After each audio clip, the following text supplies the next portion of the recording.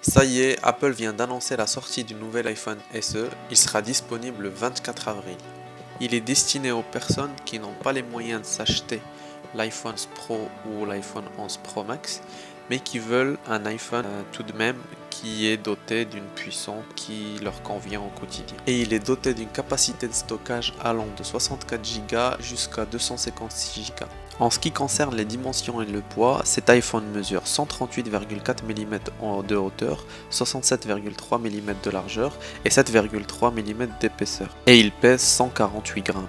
Ce qui est de l'écran, Apple a doté cet iPhone d'un écran Retina HD de 4,7 pouces. Et cerise sur le gâteau, cet iPhone est doté de la dernière puce d'Apple, la A13 Bionic, qui est intégrée actuellement dans les iPhone 11 Pro et 11 Pro Max. Cet iPhone est certifié IP67, c'est-à-dire il résiste à une immersion dans l'eau de 1 mètre pendant 38 minutes. À l'arrière, cet iPhone possède un appareil photo doté d'une ouverture grand angle de 12 mégapixels. Il est aussi doté d'un zoom numérique, d'une stabilisation optique de l'image et d'une stabilisation numérique de l'image lors de la prise des photos et des vidéos. En ce qui concerne l'enregistrement vidéo, cet iPhone permet de prendre des vidéos en 4K à 24, 30 ou 60 images par seconde. La caméra d'avant est une caméra de 7 mégapixels dotée d'une ouverture de 2,2.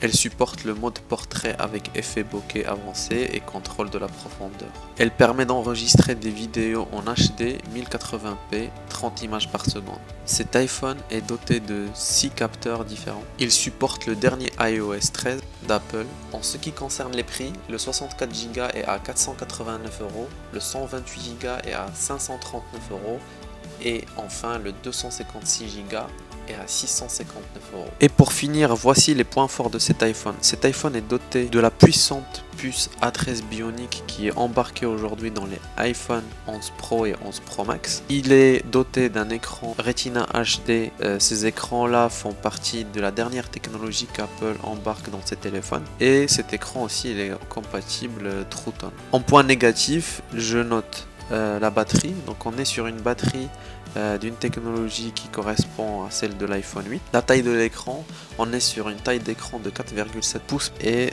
ce n'est pas suffisant aujourd'hui en 2020. Les gens ont tendance à consommer du contenu multimédia dans des écrans un peu plus grands. Donc je note que la capacité de 4,7 mm, ça n'est pas suffisant. Et enfin, la capacité de stockage.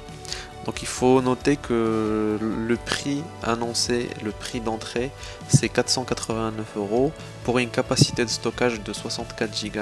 À mon sens, cette capacité-là n'est pas suffisante par rapport aux capacités techniques de l'iPhone. On a une caméra qui prend des vidéos en 4K, 60 images par seconde, et on va arriver à saturer cette mémoire assez rapidement. Donc il faut faire attention, partez pas sur l'entrée de gamme.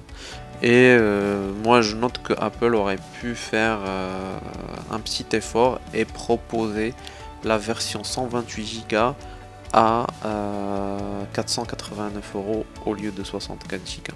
Bon les amis, j'espère que cette vidéo vous a aidé à voir plus clair en ce qui concerne l'iPhone SE 2020. Merci, au revoir.